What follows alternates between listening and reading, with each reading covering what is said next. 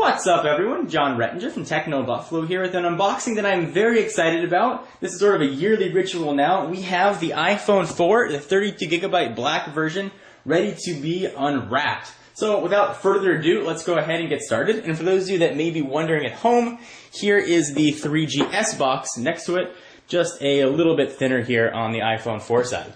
So of course, we will use the big old knife to dig in. Go ahead and cut through the packaging.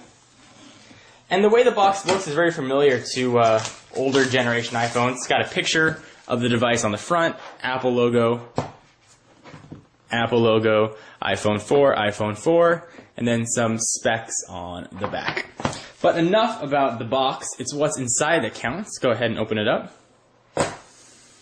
We've got just a bit of cardboard on top, nothing on the side. And I have not held one of these or seen one, so I'm very excited to sort of see what this looks like.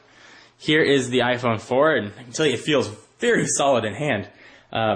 Very impressively so, actually. But we'll put that off to the side for just a minute, and we'll dig in and see what else we get. So inside, designed by Apple in California, odds are you're going to have your fingertips, and I believe the SIM removal tool has SIM removed itself from the packaging. So fingertips, iPhone 4, and a few Apple stickers, those of you that were wondering. Push that off to the side, and sort of your standard array of accessories. You've got your USB wall charger, USB and sync cord, and headphones look to be the same with the inline mic. But enough about that. Let's take a look at the iPhone 4 itself, since that is the main attraction of the show here.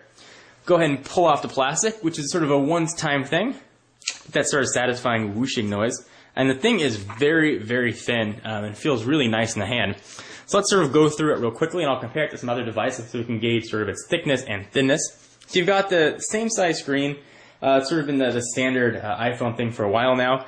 A home button, which feels a bit clickier. You're front-facing. I believe that's a VGA camera.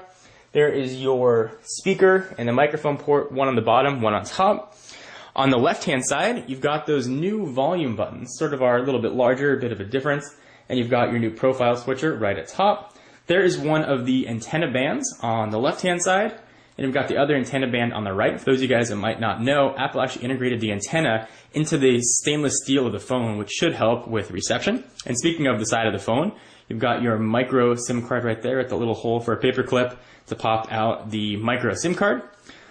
Top, there is the hold and power button, 3.5mm headset jack, and that other little hole is that microphone we talked about. And there is one of the seams for those antennas.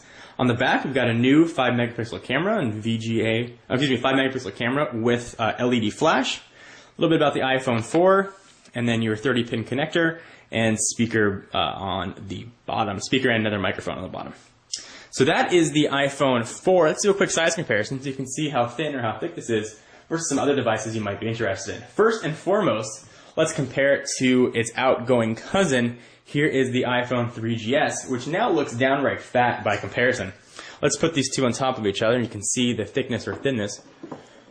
There definitely is a noticeable difference there. This is supposedly the iPhone 4, almost a quarter thinner than the outgoing 3GS. You can definitely see it and feel it.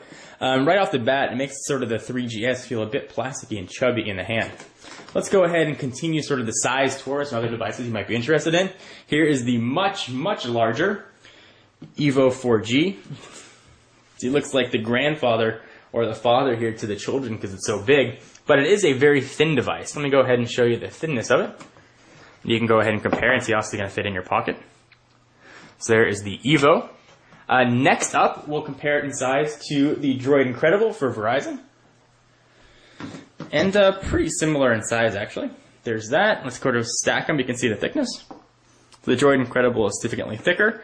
And finally, the last phone that you guys may be considering is the Nexus 1. These are all sort of Android devices. Here is the Nexus 1. And a bit thicker.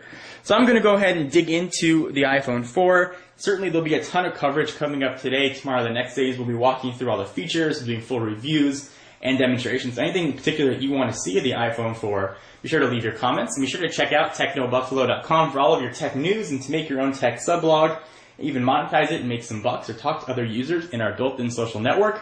I am John Rettinger, and I will see you in the next video.